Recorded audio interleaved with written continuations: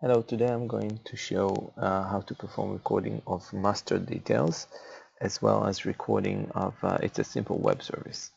Um, in general, there's no much difference in recording of master details or tables. Um, there's a few emphasizes that I have to show you, and let's go over it. Okay, so the beginning of the recording is a simple recording.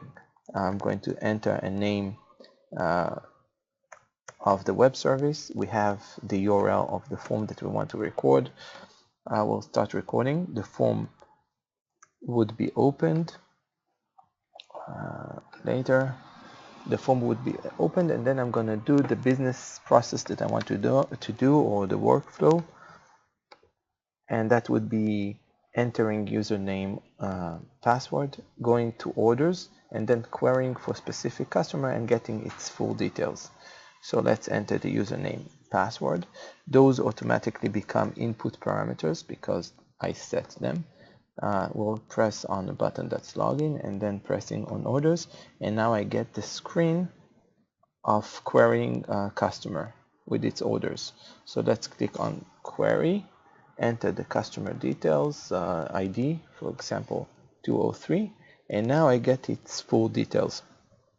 I'm able now to set which one of those parameters would be the output parameter in my web service. I can press on every one of them to be a specific output, just one or two, or I can set all of those parameters to be output parameters. If I want all the fields in the form to be as output parameters to get them in the web service request, I'm just going to press on capture parameters. So now all the parameters on this form would be returned when I'll perform the REST or SOAP web service. Now, as you can see here, this is a master details form. The orders are the details of the master, which is the client. Now, there are a few fields that are visible on the table. In here, there are 5 fields that are visible, but I want to get the full table, or at least 20 more. So in this case, the last action of recording of a table should be page down or arrow down. So I'll click here on this field, click on page down, and now I should stop the recording. So here, when I do that, when I'll play back the web service and get the details, my last action would be page down, and I would get the entire fields of the table, entire data of the table. We finished the recording, and we get now the web service editor. In order to create the web service, again, we have the service name, that we have the form's URL that we can edit. We have the username and password that we can keep the default or delete them, so there won't be any default. Let's keep them for now for this demonstration. And here we have the output parameters. As I mentioned, we just click on show get all fields of the form as output parameters, and now we have them all. The first part of the name of the field is the canvas name in the form. It might not mean to the non-form developers among you anything, but it helps you to identify those fields. For example, now I can see that s_ord, it's probably the orders. We have the label to give me a hint, and we have the label, the name of the field. So all the fields that has s_ord are probably the order. We have here the order ID, order is it field, payment type, etc. So I'm gonna check them all here on this checkbox, which means I want it to be as multi-record, and that would give me the full details of the table. Let's check them all. Now more about the fields that we have here. We have the customer name, phone, address, etc.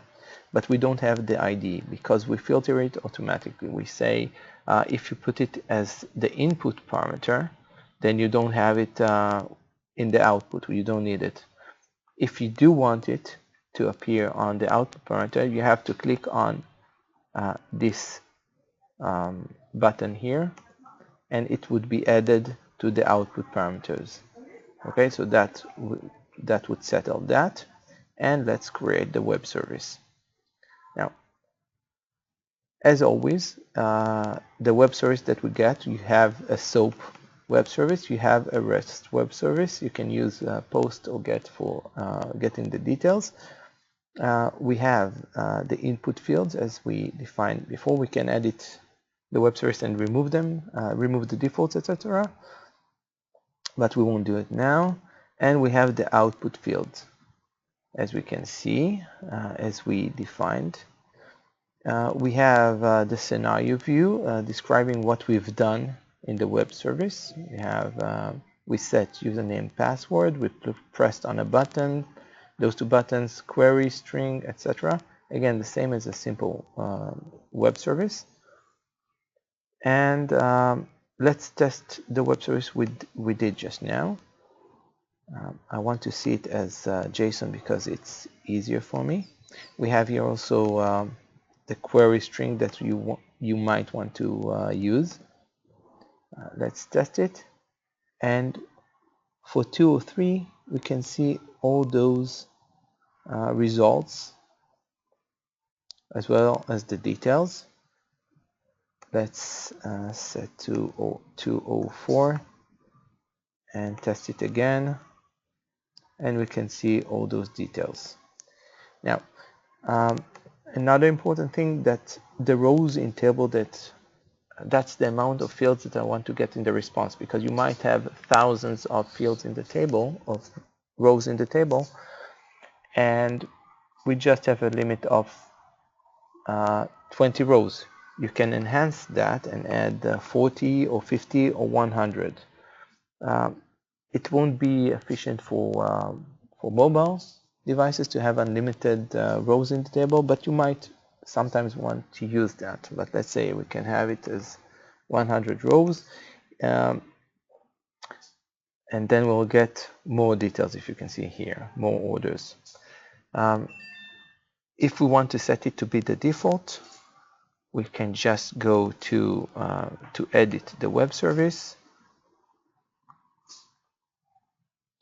and edit those parameters. Let's remove the defaults of username, password, and set the default to have 100 orders. And that's it. That's the web service is now updated.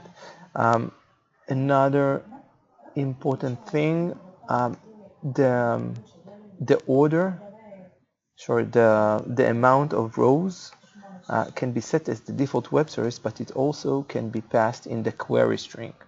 Everything here can be passed in the query string. You can see here that we can add num of rows in table to be 100, but you can pass for specific web service call to have it as 20. And if you pass it in the query string or in the JSON request, it's going to be overriding the default, of course. Okay, that's it. Thank you.